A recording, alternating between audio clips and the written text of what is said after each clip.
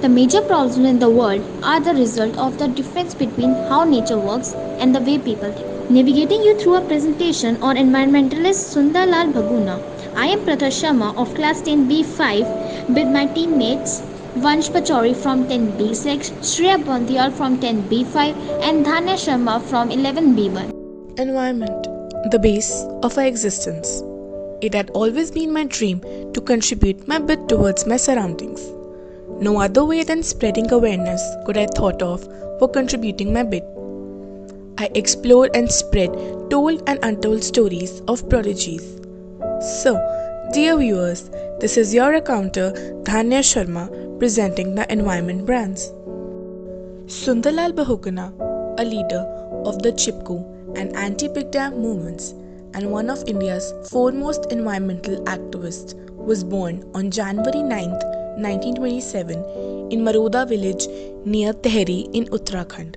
When he was 13, he met Dev Suman, a freedom fighter from Garhwal, and was attracted to the nationalist cause, especially using Gandhian methods of civil disobedience. He started distributing pamphlets and organizing meetings and protests in the hill regions. At 18, he went to Lahore to study. He also campaigned for the rights of Harijan to enter temples. When he married 23 years old Vimla, they decided to live in a village and establish an ashram in the hills. Later, he led a campaign against the consumption of liquor in and around Tehri. In the 1960s, he turned his attention to protection of forests and tree covers in the Himalayas. In the 1970s, a movement that originated in the Himalayas became a rallying point for environmentalists in India and beyond, and today is seen as a seminal event in country's modern environment movement. This was the Chipko movement. It was a Gandhian form of protest against deforestation by locals in the Himalayan region. There was a growing peaceful agitation against felling of trees in the Garhwal Himalayas in the beginning of that decade. A flashpoint was reached on March 26, 1974, when a group of village women in Chamoli district resorted to hugging trees to prevent them from being felled. The protest soon spread far and wide. With the help from a local NGO, the women of that area were supported and protected from the men who came to cut down the trees. The women kept an all-night vigil guarding the trees until all of them left. By then, the news of this movement that spread to nearby village and more people joined in. The success achieved by this protest led to similar protests in other parts of the country. In the early 1980s, Bahuguna made the movement even more popular by undertaking a 5,000-kilometer march through the Himalayas. He visited hundreds of villages in the region to spread awareness and gather support for the cause.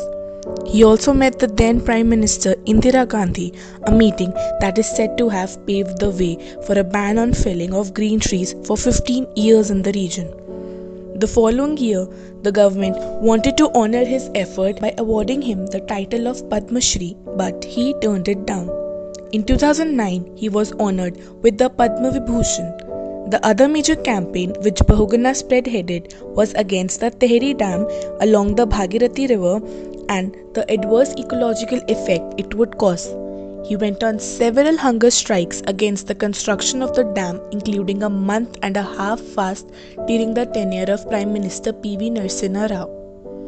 However, despite the years of peaceful protest, work restarted on the dam, and 2004, when the dam reservoir started filling up, he was forced to move to Koti, a little hillock near the river. In an interview with Rediff.com, he told that it was a temporary solution to a permanent problem. It will benefit the richest farmer. It will uproot the forest of Tehri.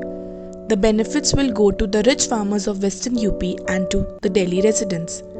They said the dam will withstand earthquakes, but these hills will not.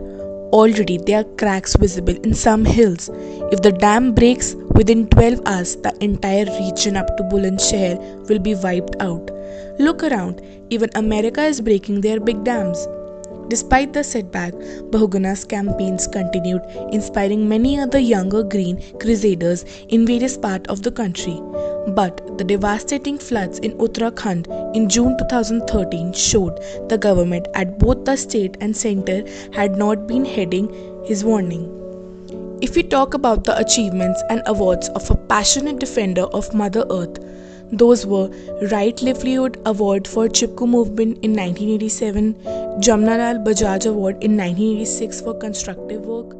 On 21st May 2021, Friday, our nation faced a great loss. The demise of a legend who manifested our centuries old ethos of living in harmony with nature and made conservation of people's movement passed away. With the end of this persona, his efforts might have ceased, but behind him, he has left a legacy of thoughts, of passion.